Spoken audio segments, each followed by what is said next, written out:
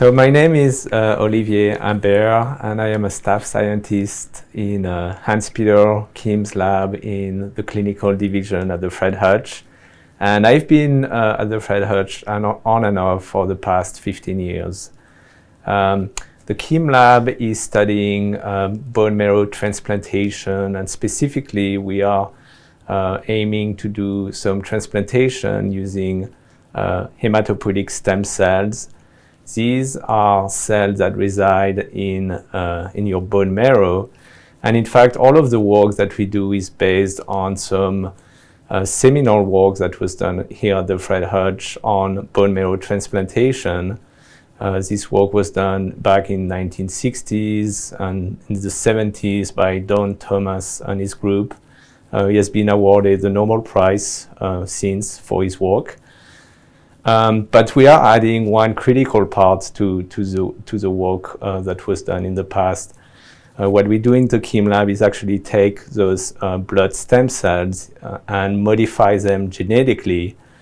And by doing this, we can actually cure many different diseases that have a genetic defect. And the principle of this work is to take the stem cells, purify them out of the bone marrow of a patient, bring them in a dish in the lab, and then we can genetically manipulate those, after which those stem cells are transplanted back in the patient. And by doing this, those modified stem cells can repopulate the entire hematopoietic system of a patient and cure a disease. And so in order to do our manipulation of the stem cells, we actually have a pretty wide toolbox. We can repair mutation if we know that those mutations cause disease. We can actually create mutation too if we want to inactivate a gene, for example. Or we can even insert a completely new gene in a cell that can be therapeutic. And to do this, we use different technologies such as CRISPR-Cas9, which you might have heard about. CRISPR-Cas9 is basically a molecular scissors that can cut DNA at a very precise site. We also use non-infectious virus particles to do the modification, because those particles, or those viruses, are very good at delivering DNA into a cells, and specifically into the blood stem cells that we are working with. So those modifications, those genetic modifications, are very critical in the work that we do. And why do we target stem cells and not another cell type? It's because blood stem cells or bone marrow stem cells are long-lived. So if you manipulate them and if you do a transplantation, they are going to go back to the bone marrow where they normally reside, and they are going to stay there and persist for the entire lifetime of a patient. And what's important in addition to this is that those blood stem cells are actually going to differentiate into all the blood cell types that is found in a person. So in the blood, some examples are immune cells, lymphocytes, innate immune cells such as macrophages, granulocytes, and also red blood cells that is important to carry oxygen through the blood. To give you example of diseases that the Kiem Lab works, I personally work on sickle cell disease. So this is caused by a mutation in one of the hemoglobin gene, and patients suffering from sickle cell disease produce red blood cells that has the sickle shape, and they are suffering from various conditions, one of which is the ability to carry oxygen through the body is compromised in those patients. What we can do using our technology is actually take the blood stem cells and correct the mutation that is found in the hemoglobin gene. And then we can transplant this corrected stem cell back in the patient and this can actually cure the disease. It has been shown recently that several patients suffering from sickle cell disease can be cured with this approach. So another disease that the Kiem Lab is working on is HIV. So this stands for human immunodeficiency virus. And in this case, what we are looking to do using our approach is actually to inactivate a receptor that is used by the virus to infect cells. This receptor is called CCR5. And similarly to what I described earlier, we can isolate stem cells from a patient. We can treat them with techniques that will allow us to remove the receptor, the CCR5 receptor in the stem cells, and then we can transplant the modified stem cells back in the patient. And that way, the stem cells are going to go back to the bone marrow, and they are going to produce all the blood cells that are not going to express that receptor anymore, and therefore they are going to be protected from HIV infection. So it's going to be the patients can be immune to HIV infection using this approach. And then finally, the lab is also working on some types of cancer. One example is acute myeloid leukemia or glioblastoma, which is a cancer of the brain. These are pretty nasty diseases that generally result in early death. And so we are trying to use gene therapy and on hematopoietic stem cell to cure this disease. I have been in the Kiem Lab for over 7 years, and this is in addition to the 6 years it took me to get my PhD in molecular biology at the University of Washington. And this is on top of getting my bachelor degree. And so altogether, this is really many years.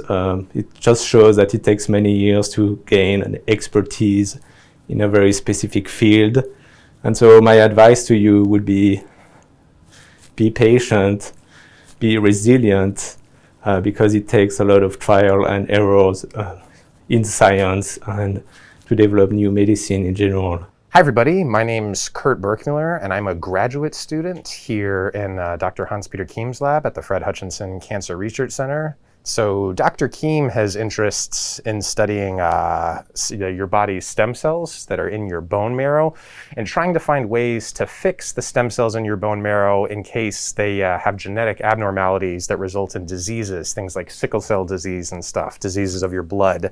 And so we're trying to look into ways of how to get into your bone marrow and edit those stem cells so that those diseases can be fixed and people can live healthier lives.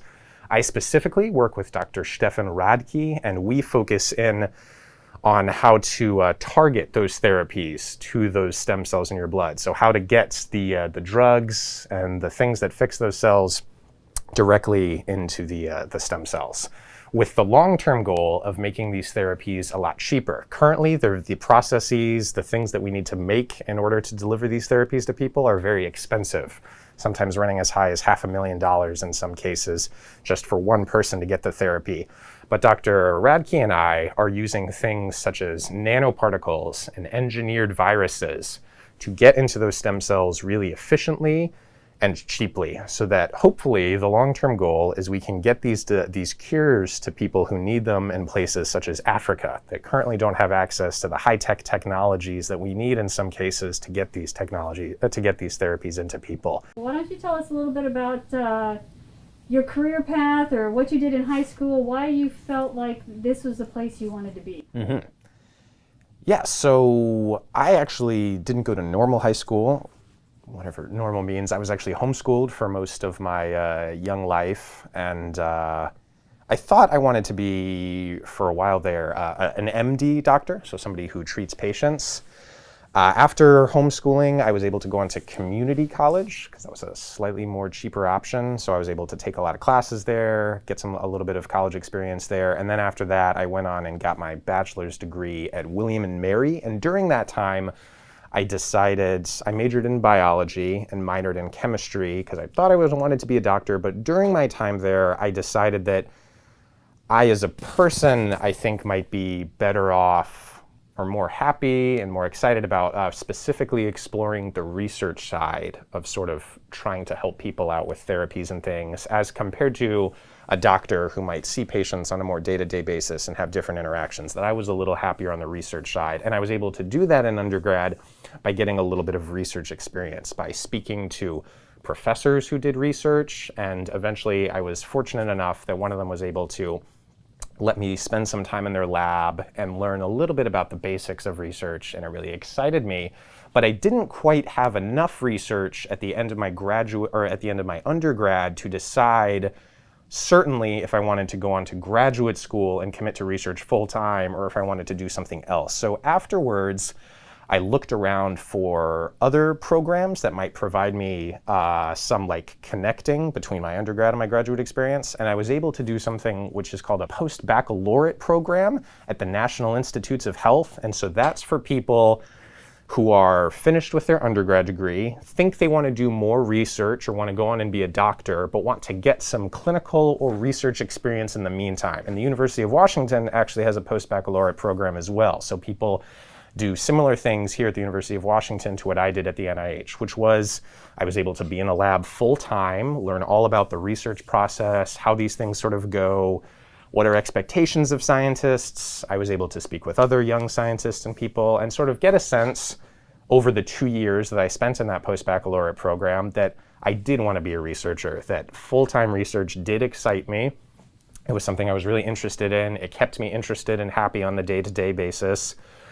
And that was something I was interested. So after the post-baccalaureate program, I applied to PhD programs across the United States. I was able to go out and interview at a few of them. And ultimately, I was really excited by the University of Washington. They have a lot of very cool cellular engineering stuff. So taking a cell and changing it to hopefully fix a disease or something, which was something that did and still does excite me. And so ultimately I decided to enroll in the Molecular Mechanisms of Medicine and Disease program, which is quite a mouthful, here at the University of Washington. And so I'm about halfway through that, and in about 2.5 more years, hopefully I will be able to defend my thesis and graduate as a doctorate, and then go on and probably continue in research and making these therapeutics more accessible and cheaper for people to use. So this is the cell culture room. This is where we perform a lot of our experiments that need to be done in clean places, places where the bacteria and dust that are usually floating around in the air can't get into what we're doing our experiments on, because we want these experiments to not have any contaminants in them, to be as clean as possible, so we can really understand what we're doing without any sort of outside interference. And something that I've been doing as of late is I've been growing some viruses in this incubator inside a dish like this that has cells in it. So this dish has cells inside of it that are actually growing viruses that I hope to use one day to be part of the process that will hopefully cure some of the diseases that we work with in this lab. Another common thing that we do is we actually insert, maybe you guys have heard of GFP, which is green fluorescent protein, and it's a very common protein that we use in a lot of experiments because it actually, under certain kinds of light, it actually glows green. And originally that protein was found in jellyfish, but we've actually been to extract that protein out of them, and we have ways to put that green protein into these cells so that when we look under a microscope with a certain kind of light, we can actually look at those cells and be like, are they green or are they not green? And that can be sort of a diagnostic indicator to tell us if those cells are being modified in the way that we want to or not. So sometimes I get to look at green cells, and that's kind of exciting. So this is known as a digital inverted microscope, and the digital in this is referring to the fact that it actually has this nice screen right here. So I don't need to pull my eyes down to the small lenses to see the cells, but with the computer inside there, it actually projects the cells onto this screen right here. And so this is what the cells look like just with the normal light going through them. And you can see, they're all clumped together right here, but if you look really close, you can see there's a lot of just small cells. And hopefully they can see the screen, yep. So these larger dark clumps are groups of cells that are all sort of stuck together, but they're all lots of really small cells on this plate. And these cells have actually been modified to hopefully show that green protein. And so now I'm going to change the color, the source of the light that's coming through these cells to see if they have that green protein being expressed. And if they do, they will glow green on this screen. And lo and behold, the cells do look like they're expressing some of this green fluorescent protein. You can see there's a little bit of green background, but there's also these very bright pinpoints of light, which are actually the individual cells that are expressing that green protein. And when we shine, you can actually, right there, you can actually see it's a blue light that's coming through the cells. When we shine this very specific length of blue light through the cells, they will actually fluoresce with this sort of green protein that we can then see on this digital screen. These are all, this is a immortal cell line, so each one of these cells is pretty much exactly the same. It's not like the cells in our body where we have a lot of different kinds of cells. This is one type of cell that reproduces over and over and over again until there's a lot of them. And then once we have a lot of them, we can do experiments like this on them to try to make them express this protein.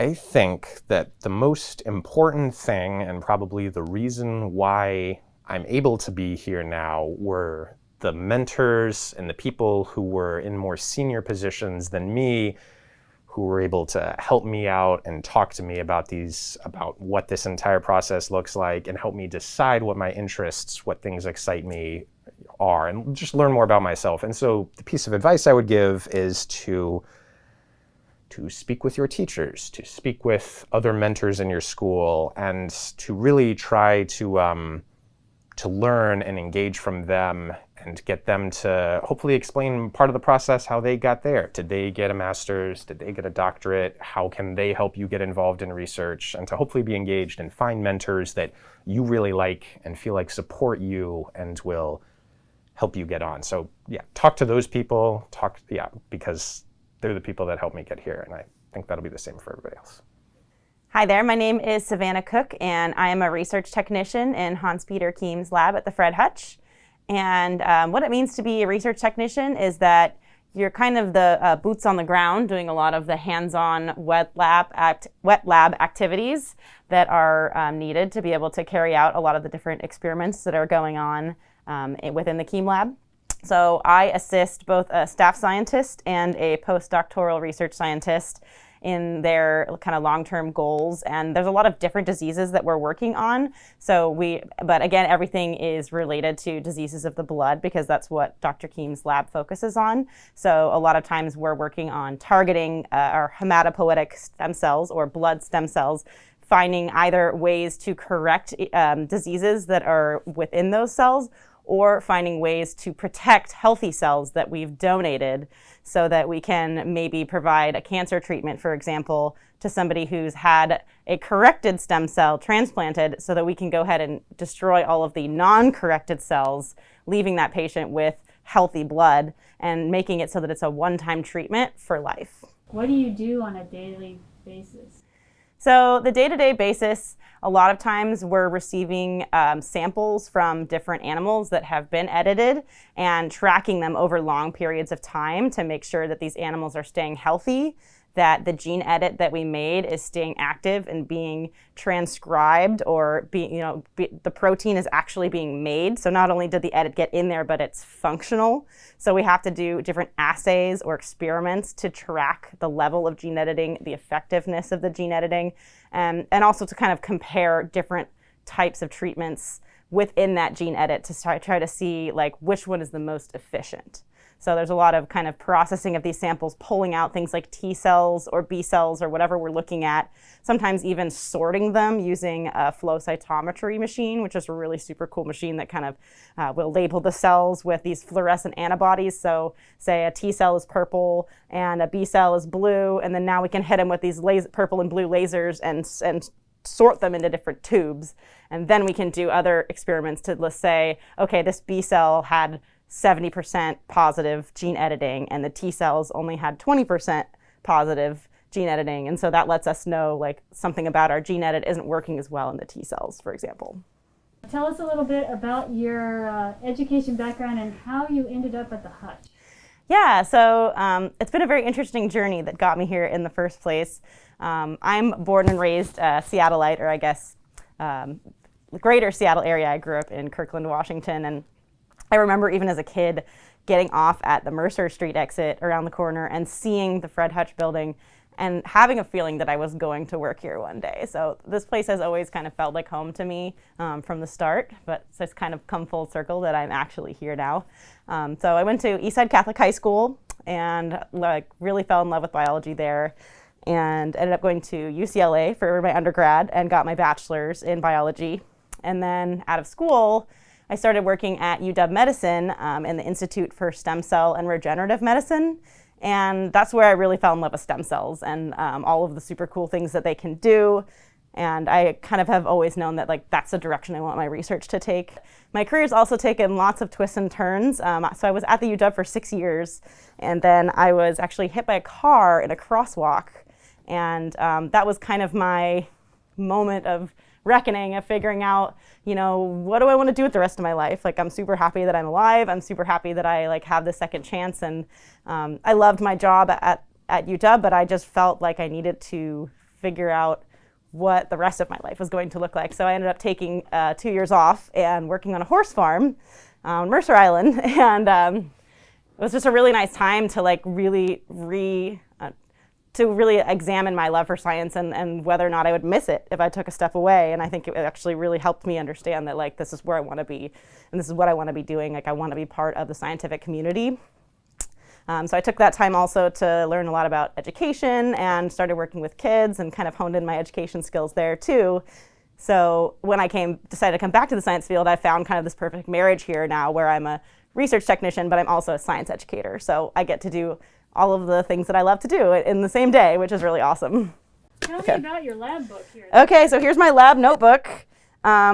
Because I do a lot of the same experiments over and over, what I like to do is just have a hard copy of my protocols and then just print them out over and over again rather than rewriting them all the time. So there's a lot of kind of printed out stuff, some photos of some of the gels that I've done and all that good stuff. So the goal is that, if 4 years from now somebody has a question about what I did today, that I can look in this book and know exactly what I did, exactly what temperatures I ran things at, where the samples were stored, and all of that. So it's really important to keep your lab notebook super detailed because it will happen. It has happened and it will happen again. Someone's gonna have a question. All right, so Kiem Lab is a super big lab. And we're kind of spread out all over this floor, so we do a lot of wandering through the hallways. You get a lot of exercise.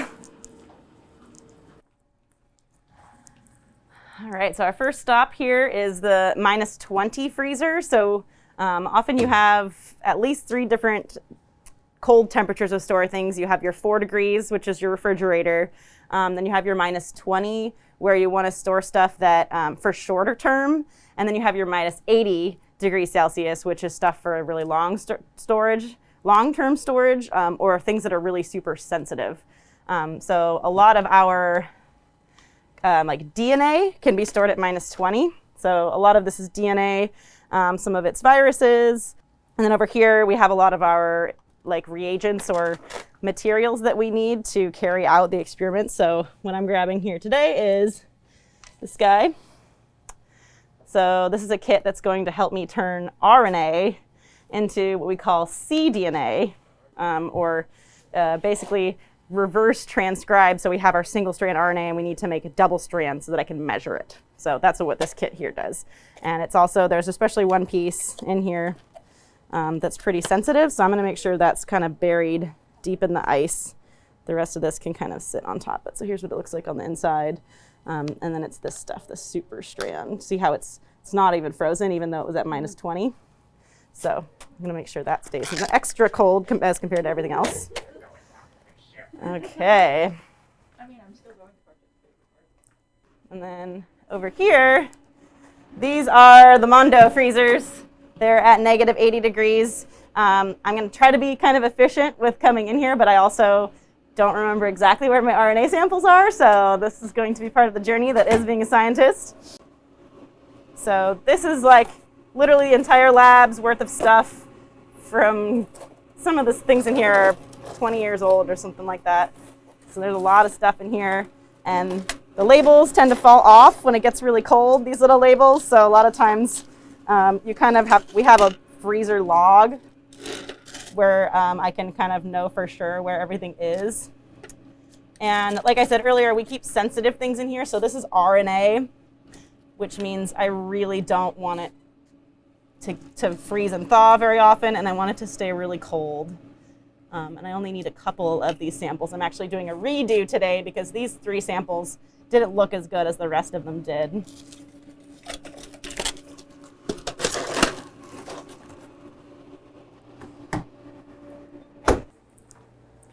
You can even take a different way back because this place is a labyrinth.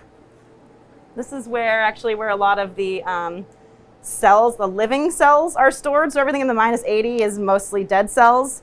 But here in these giant tanks is where we keep stuff in liquid nitrogen. I'll show you here. And there's a lot of it in here. But we keep them in these big old racks, similar boxes to the -80, but they're super duper cold. And you can see all the liquid nitrogen bubbling up here, which means that there's plenty in the tank, which is very important.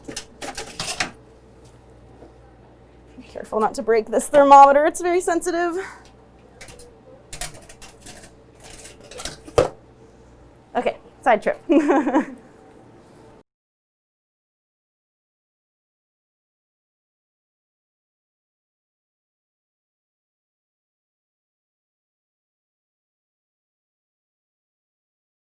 So a lot of this is still pretty frozen.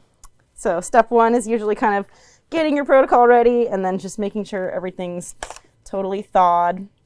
If I were to take liquid out of here and it wasn't thawed all the way, it's possible that I wouldn't get an accurate representation of what I need because different proteins thaw at different rates depending on their size. So you really want to make sure that everything's completely thawed and well mixed. So especially, of course, some of these I'm only pipetting 1 microliter, which is super small amounts. So I want to make sure that it's really accurate. It's really important. So here with this experiment, basically I'm trying to measure a gene edit in some cells, 3 different types of cells, and one where we didn't actually edit anything, right, because we always want a negative control, and then one where we edited things normally, and then where we edited things with this extra molecule that we're hoping will provide some support to make it even more efficient. So we want to measure all 3 of those and compare them. And so the best way to do that, especially when we have these types of kits, is to make, because I'm testing a couple different things, I'm going to make what's called a master mix, where, because here you can see that for each reaction I want 1 microliter of these nucleotides or building blocks of DNA, and then 1 microliter of this other kind of stabilizing reagent. But because I'm making 3 of them, what I'm going to do is I'm going to make a mixture. That's what this here is. I'm going to make a mixture. I'll probably do like 5 microliters of each just to make sure I have plenty. You also might have noticed that instead of sticking my hands in this bin here and just grabbing a Eppendorf tube, I put it onto this sterile lid so that I can grab the tube from the bottom here, because I want to make sure that I don't touch anything up here. The most sensitive part of this assay is because there's something called RNase. That's an enzyme that goes and chops up RNA. It's its job inside of our bodies. And we actually have it all over us. We have it on our hair, we have it on our bodies. It's just kind of all over everything. And so when we're working with RNA, not only is it super unstable at room temperature, but it's susceptible to this RNase enzyme. So really want to be careful. I don't want to touch my hair. I just really want to be super mindful about what I'm doing with my hands at all times. All right, so I'm ready to add some of my reagents or ingredients to my RNA. First, I'm going to make my master mix by adding 5 microliters of my reagents to my tube. And again, kind of thinking about this mindfulness of keeping everything clean and sterile, I really want to be careful about what I do with this cap and where I put it. So I never want to touch the inside of this part. So I'm going to put it face up on this little white sterile wipe here. And that's going to help kind of keep it clean. And then now I'm going to kind of up and down mix this again, because we just thawed these and we want to make sure we get an accurate representation of what we want out of this. And then just pop it into my Eppendorf here. You can see it's a very, very small amount of liquid. You can probably barely even see it on there. There's just not much there. So I've made my master mix, and now what I'm going to do is transfer my RNA to these little PCR tubes. And I've even put a little bit of ice into this box here to try to help just keep them cold as long as possible, because RNA can degrade that fast. And so another trick that I'm going to do is I'm going to double check my dates, and I'm going to line my tubes up in the same order so that once I get started, I don't need to keep triple checking labels. So October 13th, October 9th, and October 8th. So now I just know for sure as long as I move left to right on both of these, I can kind of just get rolling and trust myself here.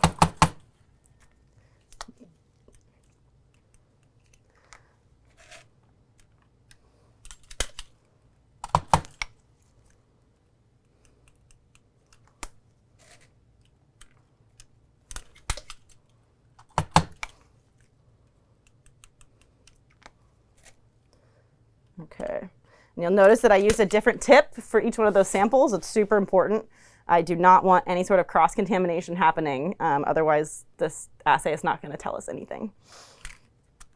So now I'll dial it down to just 2 microliters. That's such a small amount for my master mix. And then, again, going to mix thoroughly, especially because we're pulling up such a small, tiny, tiny amount. There's like barely anything in there. That's crazy.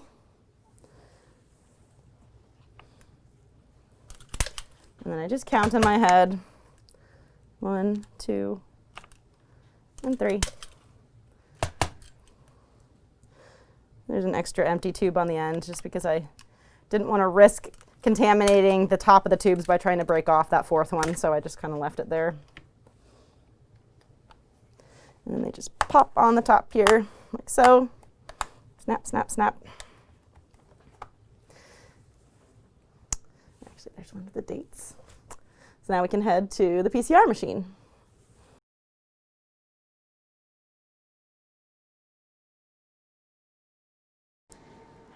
Okay, so these are our thermal cyclers. These are used for PCR, which you may have learned about in school. Basically, we want to amplify DNA through this process of heating and cooling. And we have 4 machines and like 30 people who work in this lab. So we have to be really careful about signing up for time beforehand and making sure we don't get all the way over here and then all the machines are full and then my reaction's running in my tube and it's all bad news. So mine's all ready to go here. Here's what they look like, perfectly shaped for our little tubes here. And then so when you say amplify, what does that mean? So basically we want to make a lot more of it so that it's easier to visualize. So we only have 1 strand of RNA. It's going to be really hard to see, but if we have 5,000 strands of RNA, then when we put something into a machine later to read how much signal there is, it's just going to be a lot easier to see it. So I just go ahead and hit grab a run that's saved in here, and I hit go. And now we're good to go.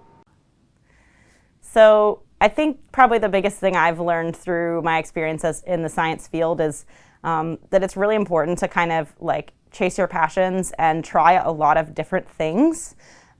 Say yes to a lot of different opportunities. The biggest thing I think for me was my experience with the kids at Mary's Place and taking that time off at the horse farm. It was just kind of a coincidence that one of my coworkers asked me if I wanted to start volunteering at the local shelter, and I had no idea that it was something that I would love doing so much. And I'm really super glad that I said yes and that I dove headfirst into it, because then I was able to come full circle and have it become a part of my job, you know, which wouldn't have happened without saying yes to that first adventure, you know, and then sticking with it. So say yes. Say yes. Hi, my name is Emily Fields. I am a research technician here in the Kiem Lab. I, on a day-to-day basis, am helping run the experiments with growing cells, extracting DNA to look at how our editing has been working. And we can use CRISPR, which has been in the news quite a bit, just got recognized in the Nobel Prizes this year. And then there's some other versions of it that we can get very precise with and change individual letters of the DNA. I am originally from Spokane, Washington. I grew up there my whole life, went to Ferris High School over there, and got into some science during high school, which was great. The science journey for me kind of started when I was very young because I was constantly questioning how things worked, and I wanted to know why things worked, and would make little science experiments in my backyard and like designing little rivers in the driveway and stuff like that. But fast forwarding past high school, I came over here to Pacific Lutheran University over in Tacoma, and did a degree in biology and a minor in chemistry and also a minor in music. And really got to sink my teeth into learning more about molecular biology. I got to do a summer internship at Washington State University in Spokane, which is where I got into kind of the gene editing side of things. And that was in the middle of college. And then I graduated in 2019. And a couple months after graduating, I was able to start at the Hutch. I have a bacterial culture here that is replicating a bunch of bacteria that contain a plasmid that I'm working on. A plasmid is a small circle of DNA, and it's passed between bacteria pretty easily. And if you design your plasmid, you can design viral vectors later on. And a viral vector is basically a virus that we have taken the teeth out of. It's not infectious, it can't replicate, it's not going to cause any sickness, but we can have it deliver genetic information that we want to. And so this particular one will affect a surface marker, a protein that is expressed on the surface of a certain type of cancer, acute myeloid leukemia, CD33, this surface protein that gets expressed in very high concentrations. And so there are drugs that target this surface protein as a way to clear AML. And this particular viral vector would help protect healthy cells from those AML clearing drugs.